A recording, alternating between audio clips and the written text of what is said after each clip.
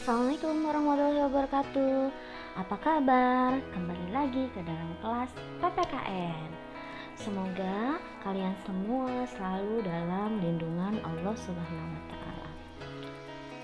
Dalam pembelajaran kali ini kita akan membahas tentang kasus pelanggaran hak dan pengingkaran kewajiban warga negara. Kenapa ya bisa terjadi kasus pelanggaran hak dan pengingkaran kewajiban warga negara? Mari kita lihat alasannya. Yang pertama adalah sikap egois atau terlalu mementingkan diri sendiri. Nah, sikap ini menyebabkan seseorang selalu menuntut haknya, sementara kewajibannya sering diabaikan.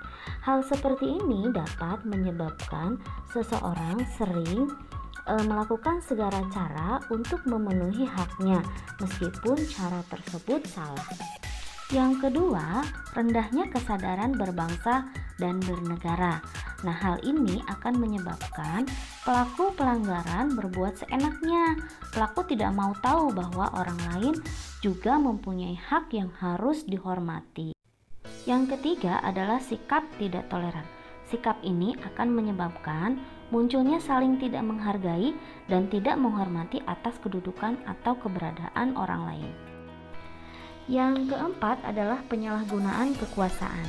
Di dalam masyarakat terdapat banyak kekuasaan yang berlaku, bukan hanya kekuasaan pemerintahan saja. Salah satu contohnya adalah kekuasaan di dalam perusahaan.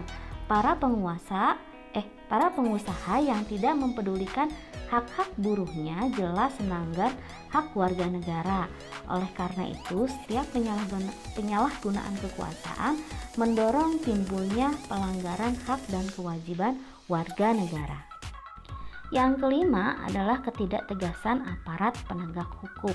Aparat penegak hukum yang tidak bertindak tegas terhadap setiap pelanggaran hak dan pengingkaran kewajiban warga negara tentu saja akan mendorong timbulnya pelanggaran lainnya. Contohnya, penyelesaian kasus pelanggaran yang tidak tuntas akan menjadi pemicu bagi munculnya kasus-kasus lainnya. Para pelaku cenderung mengulangi perbuatannya dikarenakan mereka tidak menerima sanksi yang tegas atas perbuatannya itu. Nah, yang keenam atau yang terakhir adalah penyalahgunaan teknologi. Tentu saja sebetulnya kemajuan teknologi ini dapat memberikan pengaruh yang sangat positif bagi kehidupan di masyarakat. Tetapi, kemajuan teknologi juga bisa memberikan pengaruh negatif, bahkan dapat memicu munculnya kejahatan. Nah, contohnya ketika ada pertemanan dalam jejaring sosial, kemudian terjadinya penculikan.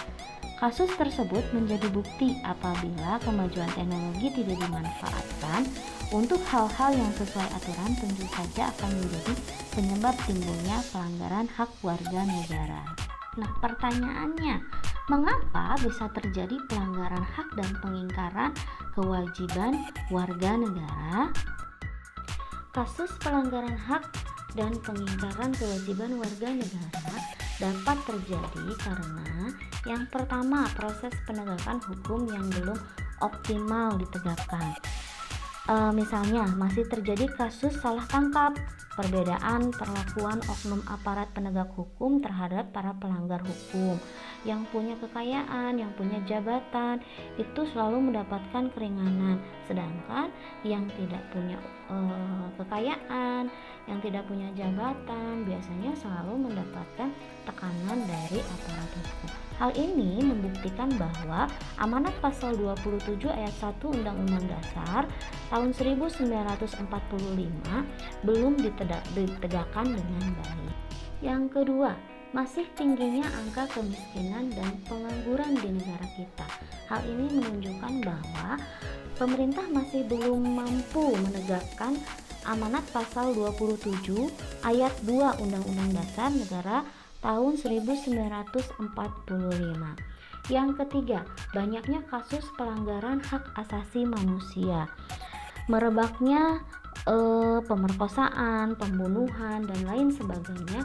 Ini menunjukkan bahwa balik lagi, ke proses penegakan hukum yang masih belum optimal. Yang keempat, masih terjadi kekerasan atas nama negara, maraknya pembakaran masjid, pengoboman gereja, kemudian dan lain yang sebagainya. Ini menunjukkan bahwa kekerasan di negara kita yang mengatasnamakan agama ini masih sangat tinggi. Yang kelima, angka putus sekolah yang cukup tinggi. Yang keenam adalah pelanggaran hak cipta, misalnya peredaran VCD atau DVD bajakan, atau yang sekarang banyak sekali film-film yang beredar di media sosial yang tidak seharusnya ada di situ. Kalau yang tadi kita bahas adalah tentang kasus pelanggaran hak warga negara.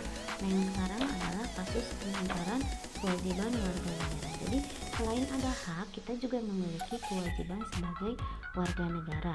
Yang pertama, membuang sampah sembarangan. Sebagai warga negara, kita wajib menjaga kebersihan lingkungan kita. Jika lingkungan bersih, maka kita pun akan hidup secara nyaman. Kemudian yang kedua, pelanggaran aturan lalu lintas. Nah, masyarakat sering sekali melanggar aturan lalu lintas, apa saja? Seperti belum memiliki SIM tapi sudah mengendarai kendaraan bermotor, kemudian melanggar rambu-rambu lalu lintas. Yang ketiga, merusak fasilitas negara. Nah, ini biasanya dilakukan oleh anak-anak muda, seperti kegiatan vandalisme atau mencoret-coret tembok. Nah, itu kan tidak indah gitu ya dilihatnya. Yang keempat adalah tidak membayar pajak. Ada sebuah istilah yang mengatakan orang bijak bayar pajak. Nah, kemudian yang kelima, tidak berpartisipasi dalam usaha pertahanan dan keamanan negara. Nah, ikut serta dalam usaha bela negara itu bukan hanya menjadi TNI atau Tentara Nasional Indonesia, tapi juga salah satunya adalah dengan melakukan poskamling atau siskamling atau ronda. Nah, orang-orang yang mangkir dari ronda artinya tidak berpartisipasi dalam usaha pertahanan dan keamanan negara. Upaya apa saja yang dilakukan oleh pemerintah untuk mencegah adanya pelanggaran hak dan juga pengingkaran kewajiban warga negara?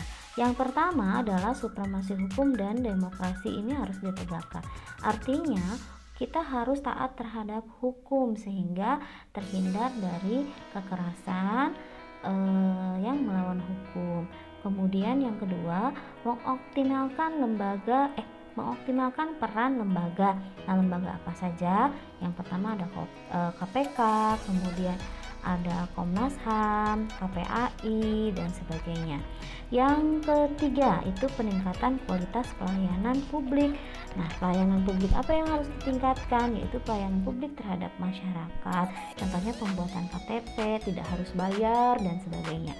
Kemudian yang selanjutnya, meningkatkan pengawasan dari masyarakat dan lembaga politik. Artinya pemerintah tidak hanya berdiri sendiri dalam menjalankan pemerintahan, tapi juga harus diawasi oleh masyarakat dan juga lembaga politik yang lain. Yang kelima, penyebar luasan prinsip kesadaran bernegara melalui pendidikan. Nah, dengan adanya pendidikan kewarganegaraan di sekolah-sekolah, ini adalah salah satu cara penyebar luasan kesadaran berwarga negara. Yang keenam, peningkatan profesionalisme lembaga keamanan dan pertahanan. Nah, artinya TNI dan polisi ini harus ditingkatkan lagi profesionalismenya. Kemudian yang ketujuh, meningkatkan kerjasama yang harmonis antar kelompok atau golongan. Artinya anggota-anggota masyarakat yang ada di masyarakat ini harus bersatu, bergabung, tidak boleh saling menjatuhkan gitu ya, tapi kita harus berjalan beriring. Kalau yang tadi kita bahas adalah upaya pemerintah untuk pencegahan dalam pelanggaran hak dan pengingkaran kewajiban warga negara. Nah, sekarang bagaimana jika pelanggaran itu sudah terjadi? Apa yang harus dilakukan pemerintah? Tindakan penanganan kasus ini dilakukan oleh lembaga-lembaga negara yang mempunyai fungsi utama untuk menegakkan hukum, yaitu sebagai berikut. Yang pertama, Kepolisian melakukan penanganan terhadap kasus yang berkaitan dengan pelanggaran terhadap hak warga negara untuk mendapatkan rasa aman, seperti penangkapan pelaku tindakan pidana umum seperti pembunuhan, perampokan, penganiayaan dan sebagainya, dan tindak pidana terorisme. Selain itu, kepolisian juga menangani kasus-kasus yang berkaitan dengan pelanggaran lalu lintas. Yang kedua, Tentara Nasional Indonesia melakukan penanganan terhadap kasus-kasus yang berkaitan dengan gerakan separatisme, ancaman keamanan dari luar dan sebagainya. Yang ketiga, Komisi Pemberantasan Korupsi melakukan penanganan terhadap kasus-kasus korupsi dan penyalahgunaan keuangan negara.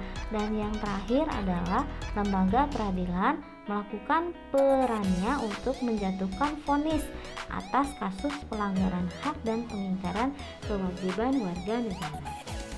Upaya pencegahan dan penanganan pelanggaran hak dan pengingkaran kewajiban warga negara yang dilakukan oleh pemerintah tidak akan berhasil tanpa adanya dukungan oleh sikap dan perilaku warga negaranya yang mencerminkan penegakan hak dan kewajiban warga negara.